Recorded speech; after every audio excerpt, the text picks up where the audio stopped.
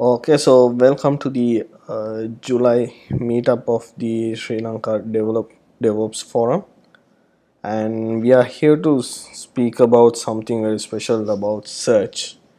Now, we might know about search, you might have it in your application. If you have used any enterprise application, you might be aware that search is part of any of these applications. Now, if you look at search from a very large scale of data sets perspective, then it can be a little bit complex to implement that with just the database queries you have. So for things like that, Azure has provided a service called Azure Cognitive Search Service, and that's going to help you with building applications that using and implementing the search for your application, right? So my name is Marin Disila and I am a Microsoft MVP for Microsoft Azure, and the source of these slides are from the docs.microsoft.com. If you go there, there are enough tutorials for you to get started and dig deep into this most of these services as the others. Right, so let's move on. So now let's look at what's Azure Cognitive Search. Right. So it's a fully managed search service with less complexity and ease of scale. So what does it mean? So building a search service can be very complicated because you need to know about the database, you need to create different indexing, and managing those indexing can be a little bit tricky at times because it's not clean as it is most of the time. So you need to be careful on certain things when you are implementing something like that, and for that, to make it easy for you, Azure Cognitive Search is providing a set of good services in there. And then now if you look at one of the some of the application features, there can be some application features that might come in, like the autocomplete. Now if you just go to any search engine and try autocomplete, you can see the suggestions are coming in. So you might need to implement something similar in your application as well, so that can also be supported with the this cognitive search service. And also the faceting and the filtering both are supported. And if you are looking into building some AI capabilities, now if you look at some search engines provide the image scanning and image search for features, so things like that. So what happens is in when you are scanning an image, searching for an image, it extracts some of the information from that image and try to look for the images around with the same set of properties. So that is enabled with the OCR and the image scanning properties out there. And then it can also extract key phrases. When if you look at some sort of paragraph or something like that, then it has the ability to extract some key phrases inside that. And then if there are some name entities like a vehicle or cow or something like that, or a particular famous person, celebrity or something like that, that also can be extracted with the built-in AI capabilities. Because what has happened is, if you are building a search service, you need to build all these things to your application. You need to fine-tune it, you need to train those algorithms, and that whole thing is taken care by some of the built-in features that it has. And then semantic search is available, and the deep learning models, you can just read through them if you go through it. The purpose of this presentation is just showing how to use the development side of this search service out there, right? And now we need to just before we do it, I think it would be great if we can just clarify on some of these things. So I was thinking about clarifying some of the concepts that search service that I associated with the search service. So one of the first is the full text search. So what does it mean by the full text search? Now if you look at the cursor in here, laser pointer here, now when you enter a query text, what it's going to do is it's going to pass the query. So it separates the search terms from the query operators and create the structure of some sort of a structure that it can be embedded, injected into the search engine.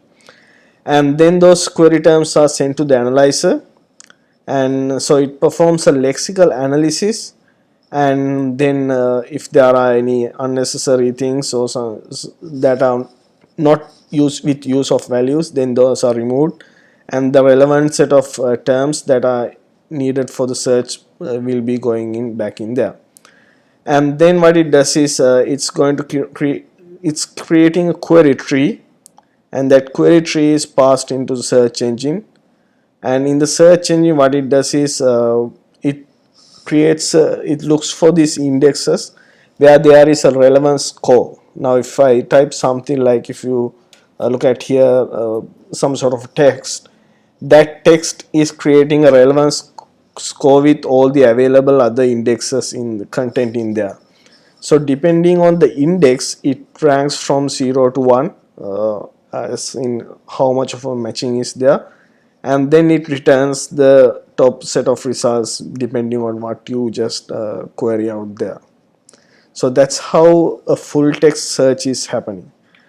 And then something else is the semantic search. Semantic search is a little bit advanced and has more features that can be used rather than just using a simple relevance score by looking at the text and so on. So there are instances where so many people spell things wrong and do some put some other irrelevant searches text in between.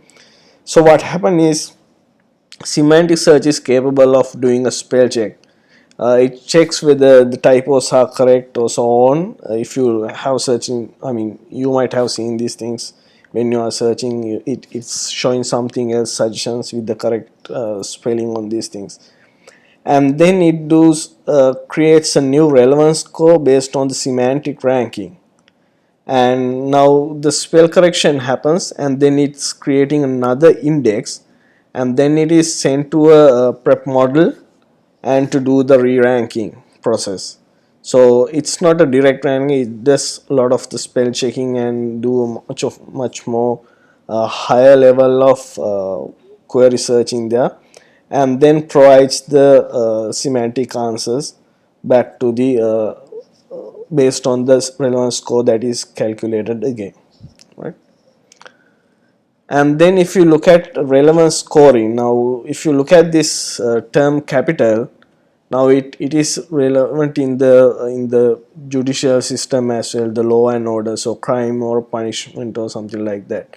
And if you look at the business side, then it can be something like tax, money or investment, capital gains or so on.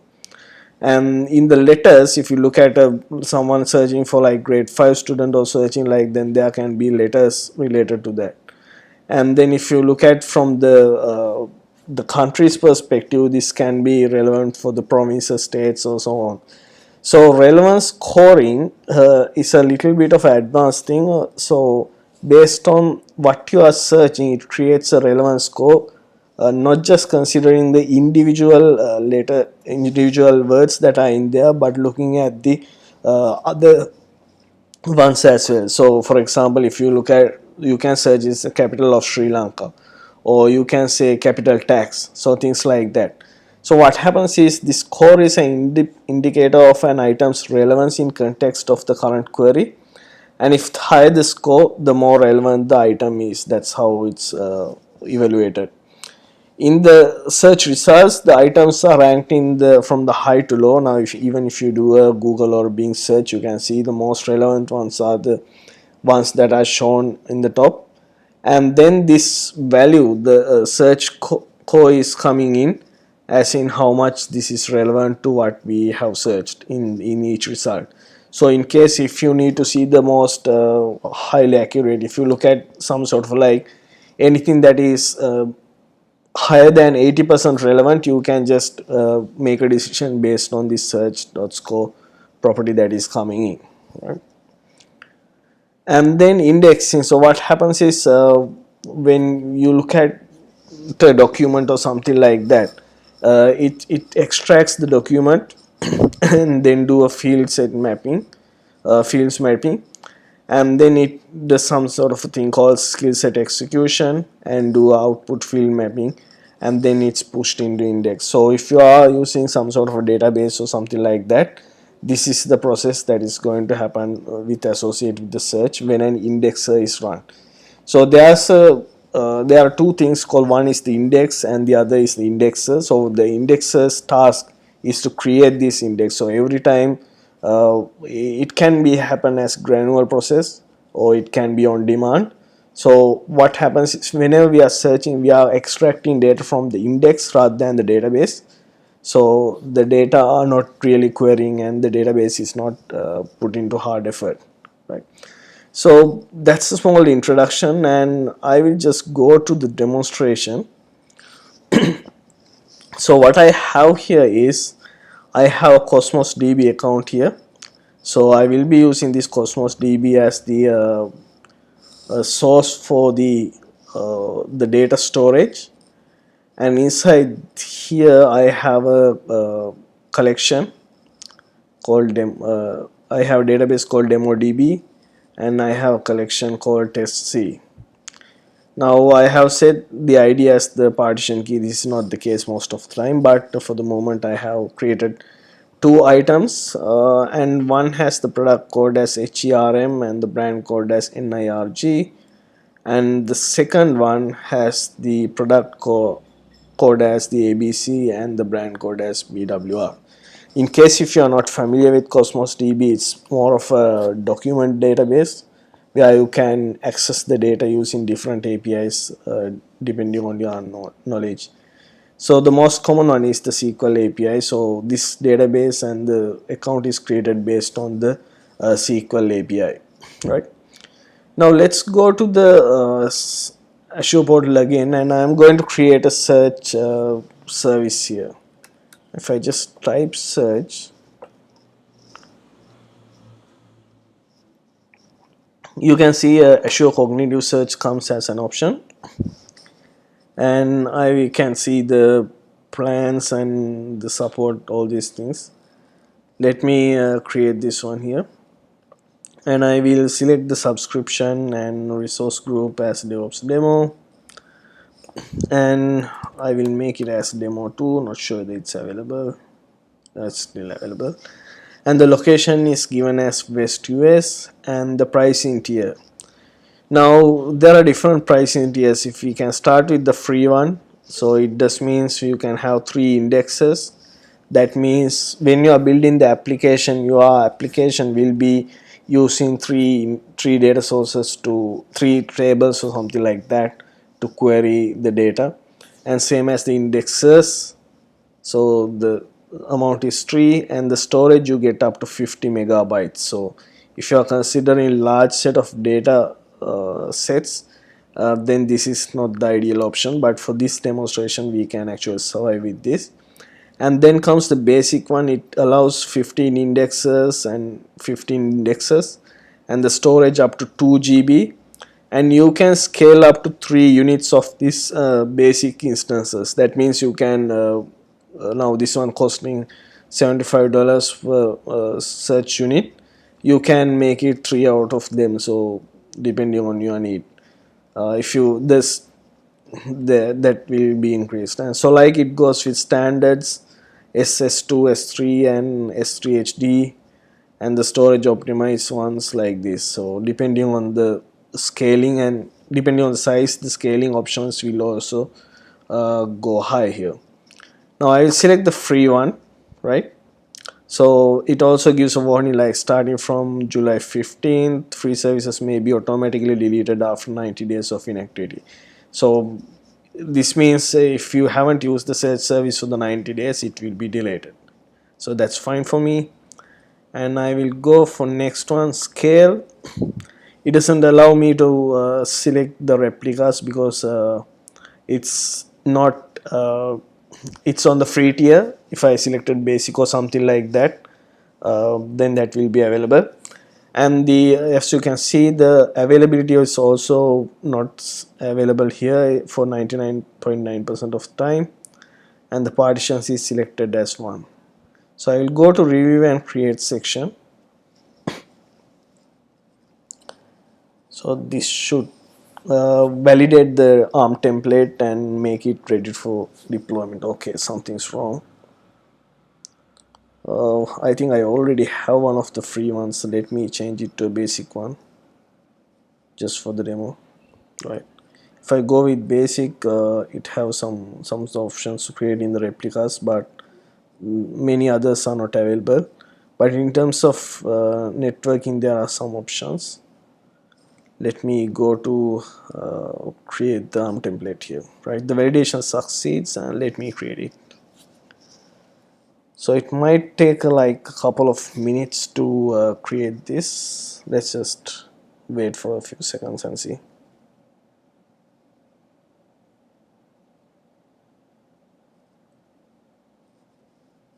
Just see.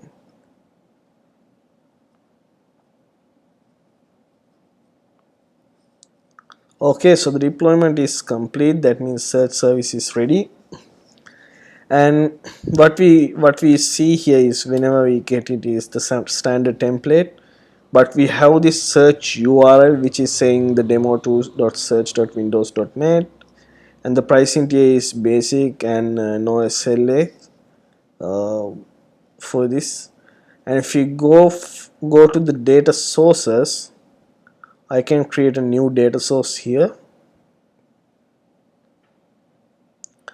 and I will select the data source as Azure Cosmos DB. But if you look at here, it has the Azure Blob Storage, Data Lake Storage Gen 2, and the SQL database and the table storage, all these things in here, right? And the name, I will give the name as demo2 for the data source, and it's asking for the connection string. Now I can go here and select a connection string given I am already in that particular subscription. I will select one of these, and the key and everything just came in, and then I will select the database which comes here, the demo DB. The demo DB is what we see in here.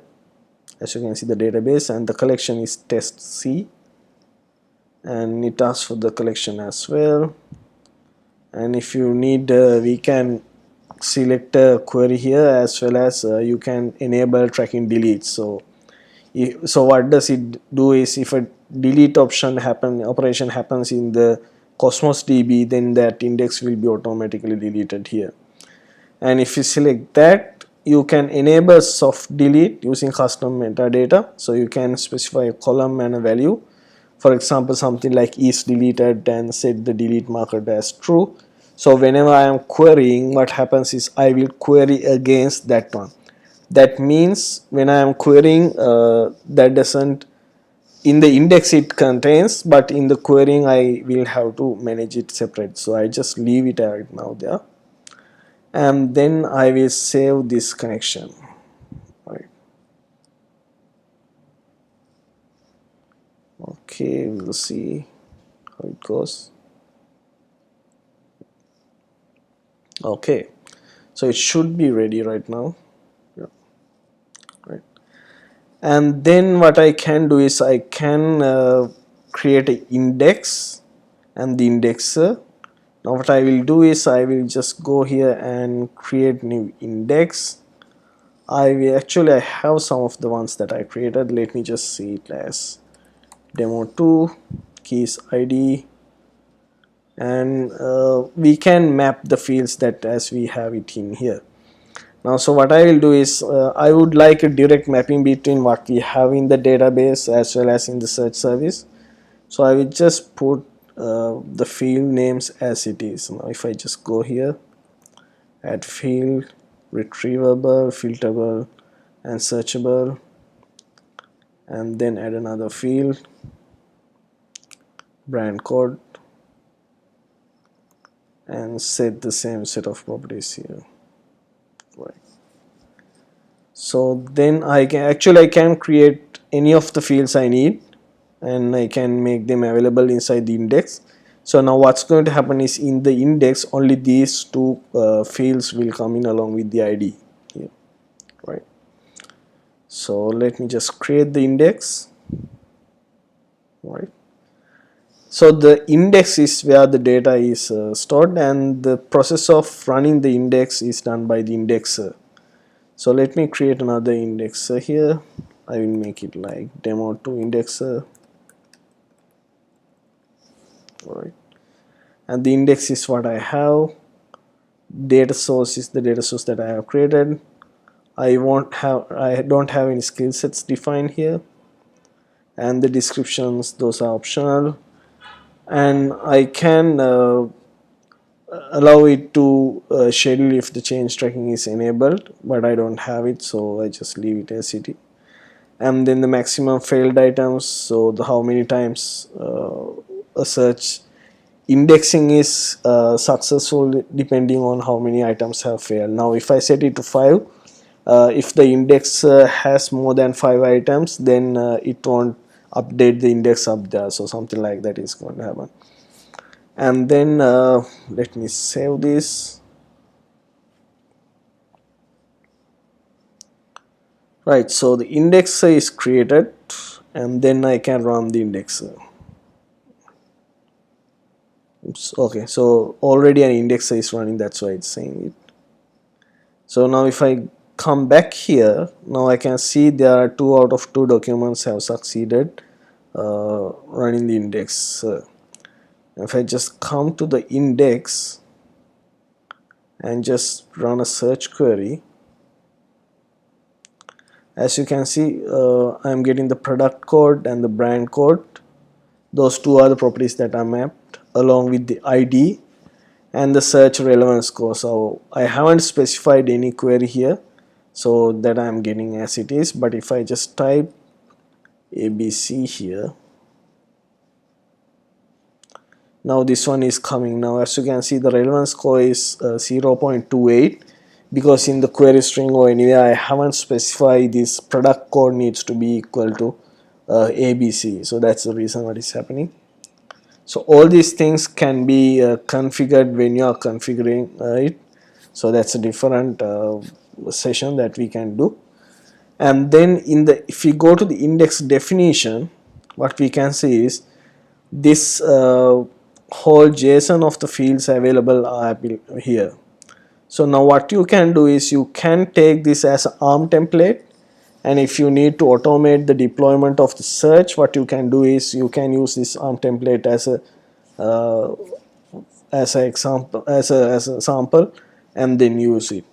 And also you can use this same template for the REST API. So if you need to create index multiple times rather than just creating them manually, you can just add fields here and populate with the REST API call. It's very easy out there, right? So now I have created my index search index here, and now let me try going to let me show you some of this in here. Now it has all these usage options and the monitoring. So all this will come across depending on whenever you have done. And then you have this option for search traffic analysis. So you can set up a application insights and then just set it up. So it will be available for the telemetry, right? So how does it do it? You can add this C# code if you're using C#, and then it will automatically get to the application insights, and from there on you can create whatever the necessary reports or so on. And one thing is, if you just come here, we can see the primary admin key and a secondary admin key. So these keys are useful when we are exposing the search application. So there are certain set of operations an admin can do and the other users can do. So for the development one, I will create a query tree and just add it here. Now I get this key. But if you want to do some things like the creating index file developer perspective or something like that, then you can use these admin keys to do that. So that's the basic understanding on this is a very basic introduction to the search service. we can see the development side now. So let me go to my Visual Studio. I will create another project here. So add new project, and I am selecting the ASP.NET Core Web API. Just go next. I will make it as API 2. Next. These are just legacy series.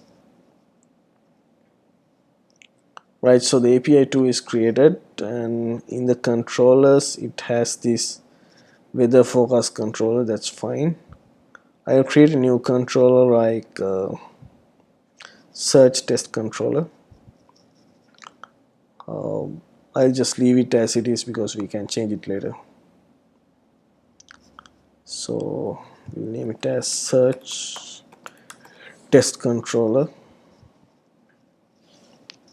because in my other one I have already search controller, and I am defining this as a API controller, and then giving the route path as the search test. It will be available, right? And then if we just go here, I will make a get request available,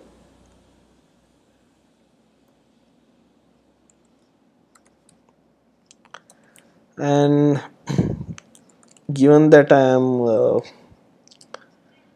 am going to get a set of particular objects like this. So if I just go back to the search, let me go to my index.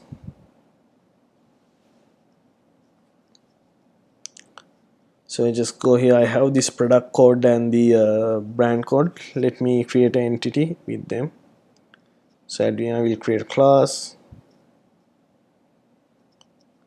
and say what test result.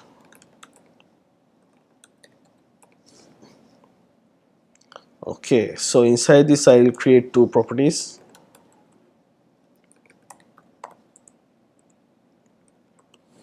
Just copy them and just copy from this and put it here, product code, and then the brand code.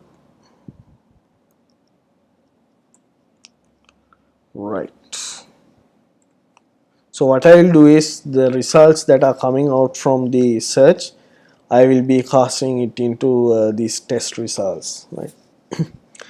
So in the search test controller, now you can pass the search query and everything in here, but I will be returning not the weather forecast results but the test result here. Okay, now let me just take the piece of code in here from the this example. Just copy and paste here. Yes, so let me go through the code one by one, right? So what's going to happen here is it's creating a search client. If I just let me see, there's a NuGet package available for use in the search client. I'm going to manage NuGet packages, browse,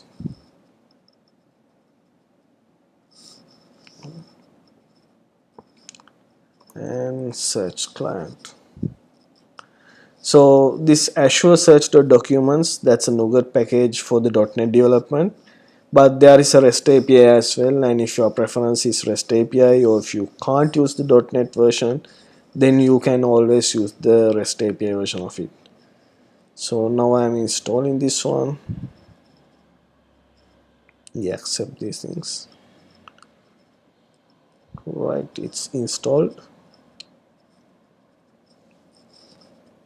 Now if I just do a control dot, it's asking to use the Azure Search documents. Yep, I have selected OK, and the Azure key credentials using Azure there.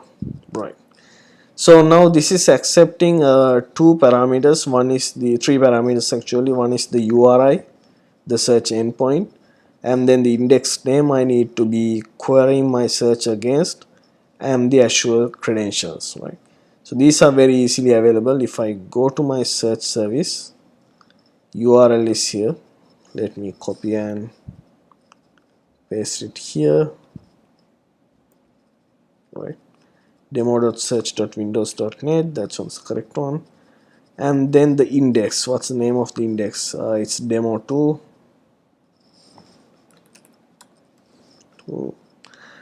And then it asks for the Azure key credential. Now I have created the key earlier. If you need, you can use the admin key, but in application we would like to use much more restricted key, so I will use this key and put it here, right? So now that's already, the search client is ready for use. And now what we can do is we can specify a set of options for the search query to run.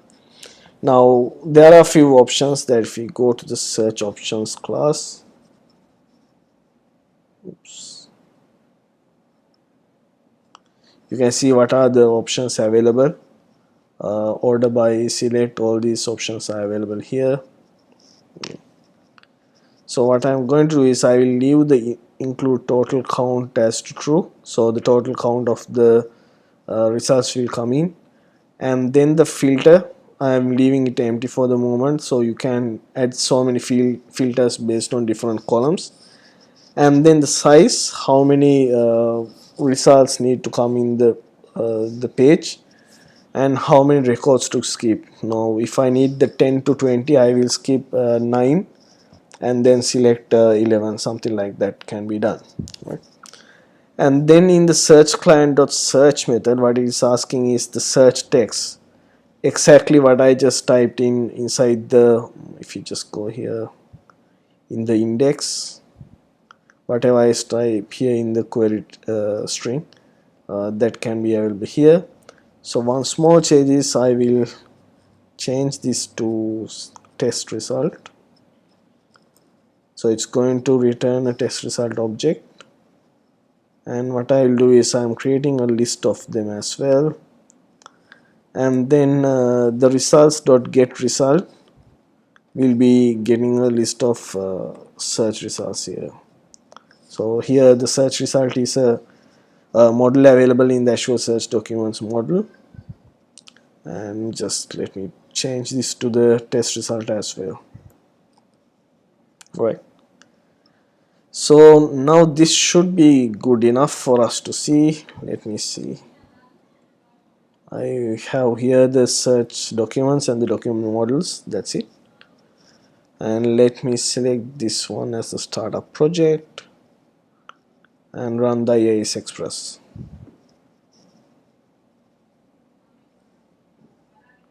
Okay.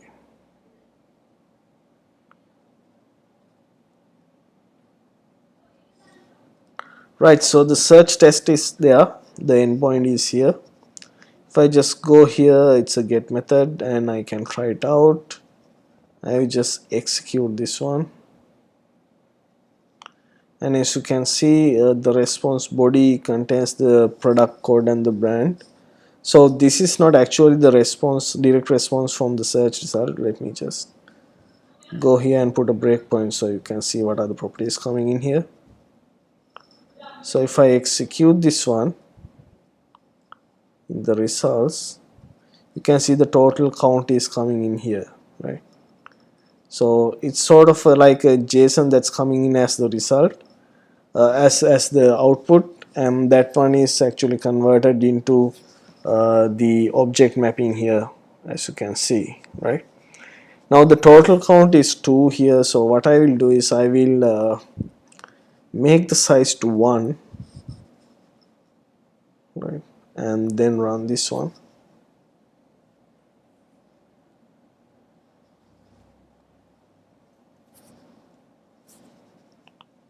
So if I just get here and execute this, results coming, the total count is there, and then the results, sorry, the search client search, and the total result count is 2, but it should be just 1 coming in here. just on here. Yeah, so it's just one coming in here. Now what happens is when we just query something like this, if I just cast this one to the object, it's giving a particular JSON property for the next link. Now given I am skipping 0 and getting 1 and there are two documents, the next one will be coming in as a next link. So in the JSON it's there, but given we are casting it to a test result, it's not showing up here. Right, so let me actually make it size 10 again, and let me do whatever I did earlier before. I will type it as ABC here and then search.